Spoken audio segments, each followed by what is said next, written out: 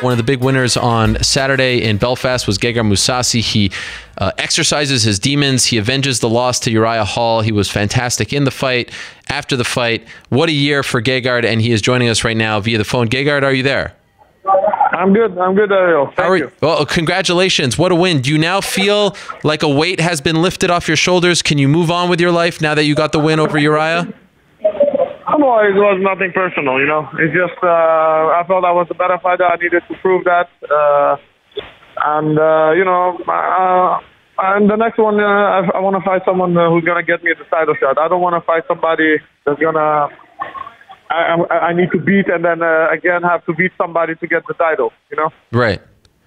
Did you get any insight into who that man is, who that man might be afterwards, or is it too soon? Well, I don't know. I just heard Luke Rockhold is coming back in February, March. That's when I'm planning to fight. I'm gonna take a break, and it's too soon for me to fight now. I'm not gonna fight anytime soon. I'm gonna take my break, and hopefully March. Nothing confirmed, but that's the fight I'm looking for. Ooh, or a big fight, right? Or a big fight, you know, big fight big name. Sure. Anderson, you know, those fights always make sense, you know. Anderson is a big name. Nick Diaz is a big name, but that's he fought middleweight, but I would love to fight him middleweight if he fights. Okay. Okay. So going back to Belfast, when you were in the cage there with Uriah again, did it feel like the same guy? Did it feel like Japan all over again, or was there something different out of you, out of him? Well, I think he was sharp. He was, he knew the only way he could beat me is with kicks or spinning back kicks. And that was he was looking for, you know. But I felt he was a little bit nervous because he was throwing that kick too many times. But, you know, he scratched me a couple of times, so he was very close to landing that kick, you know. You can't take that away. So but this time I was cautious. First time, I wasn't cautious. I wanted to fight. This time, I thought I'm not going to take any risk. You know, once you take risk, you leave yourself vulnerable, and you're gonna get caught. But if I keep it technically, you know, these guys cannot hit me. What kind of week was it for you? Because at the official weigh-in, not the ceremonial weigh-in, it seemed like you were a little upset. You didn't want to pose, things like that. Was it a tough week for you?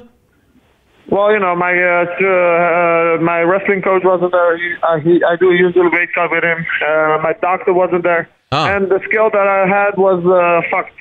So I lost 2 pounds extra. So I was really, I was in a bad mood. Oh. And so messed up with that, and, you know, fuck. So I don't know. But we made the weight, recovered. It took a longer time to recover. Normally within a couple hours I was better. It took me until night before I felt really good again. So, why wasn't your wrestler and your doctor there? Well, my coach, his dad was here for some operation. My doctor had some work issues, and you know, but you know, I have a complete team. But it was that was a little bit, and of course the scale was not good. Oh no, we're gonna buy a professional scale. Those who wrestlers use, you know. Yeah. So I fucked up there, but a lesson to be learned. How were the people of Northern Ireland towards you, considering the little issue that you had with Conor McGregor? You know, the people are very nice and friendly.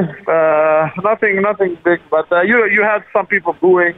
You know, hardcore McGregor fans, but you know, they're passionate fans. You know, I like that, you know. They come, they're Irish people like to fight. But never did anyone really bother you or say anything to you? It was all kind of course not. Of course not. Come on. Everyone is tough on Twitter or Instagram. That's right. I say in 10 years, 15 years that I'm fighting, never a fan has come up to me and said, "Bro, you suck. I hope you get knocked out." Never. But behind social media, you know, they're tough as hell, you know. Is it fair to say, Gegard, that losing to Uriah was maybe the best thing to happen to you, considering what has happened since? No, because before that I was already fighting smart. You know, against Philippou I fought very smart. You know, that's the way I needed to approach Uriah Hall the first time. But, you know, I got some complaints before that fight that it was a boring fight. So I wanted to step up and destroy Uriah Hall, but I paid for that. You know, my style is different. I take my time. So I'm back to that. You know, I'm not gonna. Sometimes you just make mistakes and you lose the fight. You know, but no. I feel like since Jacare fight, I've had 7 fights. 7, all of them performers were dominant. If it was finish or decision, you know, I'm dominant. Okay, what about this year? Because now you're done for the year. Where does this one rank? I know you were very disappointed after the Hall loss. Maybe you say you don't learn a big lesson, but is this one of the best years of your career to go 4-0, 3 finishes in your last 3 fights? No. I had many lot of big wins in Japan. 4. I had one time 5 fights in a year, I believe. Yeah. Something like that. So, you know, I can fight a lot. For me, it's no problem. But, with UFC, it's a little bit different because there's a lot of build up to that, so the pressure and the nerves are a little bit more than normally. Japan, you would just go fight. Nobody gives a fuck, you know. You just do your thing, you go home. But here is build up. People, you have to deal with social media. You have to hear everyone's opinion. You know, so it's a little bit difficult.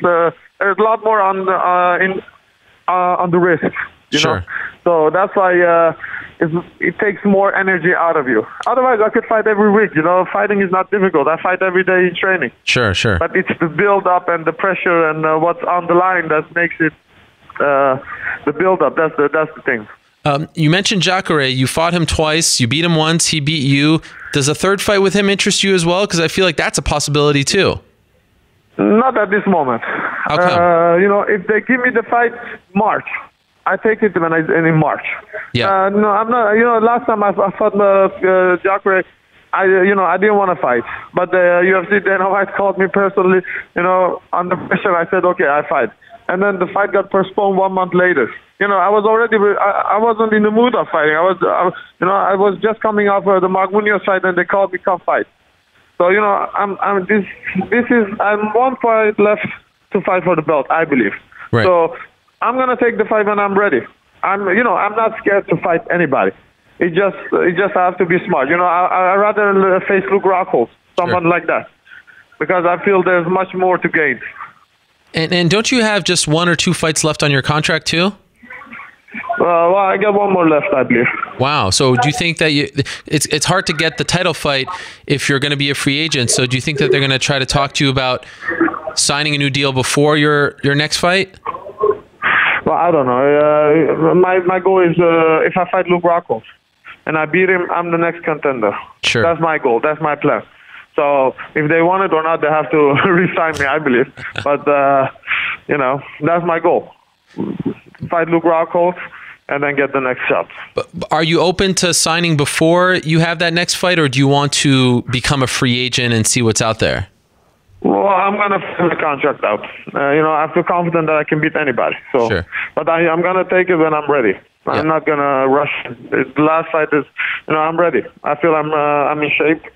I can fight anybody. But under my circumstances also. I'm just not going to just, whenever they call me, I go to take the fight. This is important. This fight is the next one to get the belt. Yeah, because in the past you've done that, right?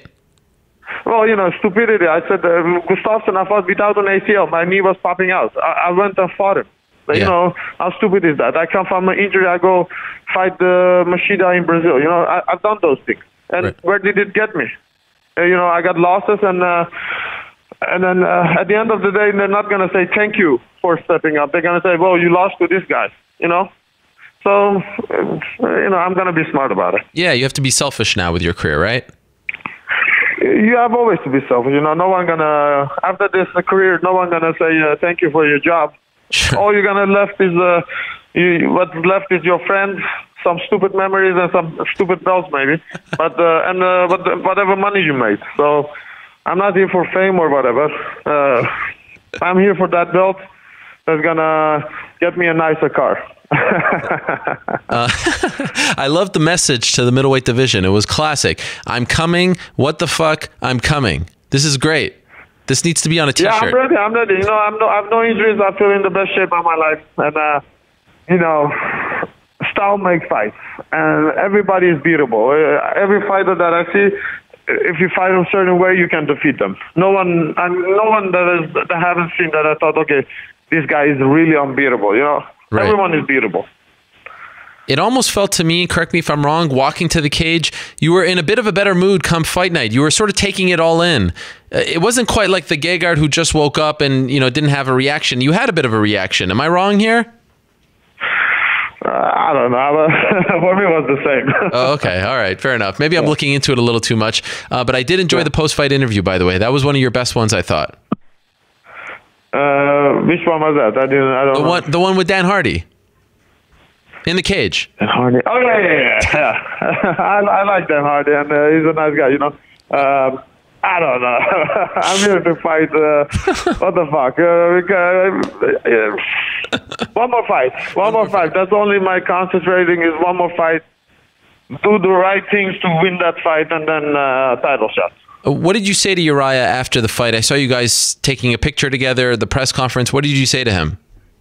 Well, I said to him, I said certain things in media. Don't pay a lot of attention to it.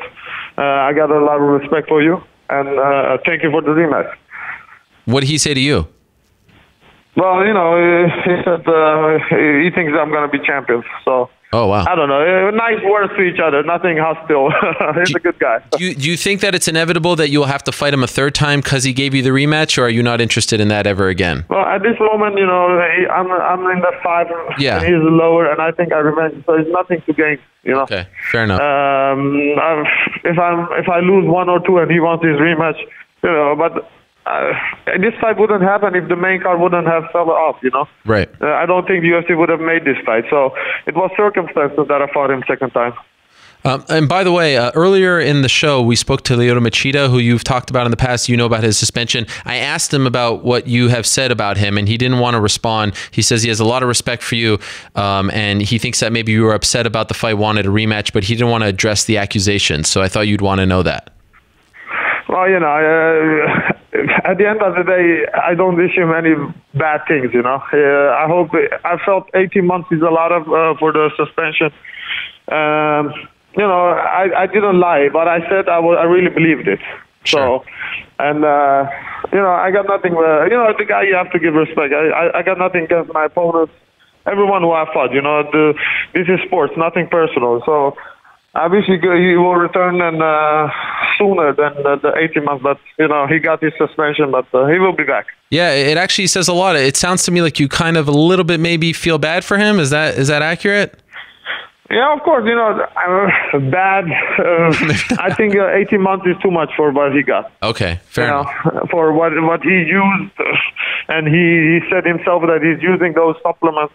I think it was too much for that. Okay. I think the punishment was too hard. So maybe 9 months would have been nice.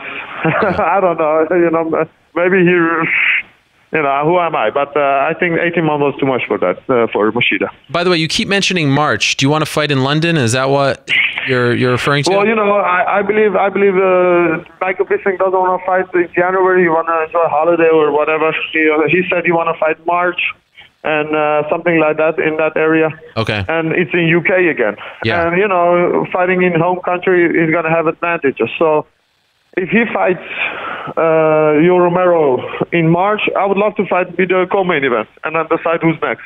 Okay, fair enough. How are you spending the holidays? What does Gegard Mousasi do for the holidays? Well, nothing. I'm in the gym again now. Oh. I'm helping friends. It's training and just buy new farm, milking some goats, and You milk goats? Kind of You don't milk goats. I'm not gonna. They have 4 sheep. I can have them, but if I keep them, my brother gonna kill them. So what? I better give them away. You have 4 sheep? He loves to kill sheep and eat it. So. What are you talking about? Are you serious? No, yeah, of course. Butcher and then eat like normal stuff. Sheep? But, Lamb? Yeah, sheep. Yeah, lambs. Yeah. But don't you live in an apartment? No. I live in I live in a normal house. And you have I'm sheep? gonna buy a farm now. You are? They Where? have sheep. Yeah. In Amsterdam? Maybe not. No. 1 mile from my previous house. Wow. So you want to actually like farm animals and grow your own crops and eggs and things like that? No, none of that crap. Just the land is nice. I'm gonna do some I don't know, grow some plants, maybe get a dog. Wow. Why? Why do you feel the need to do this?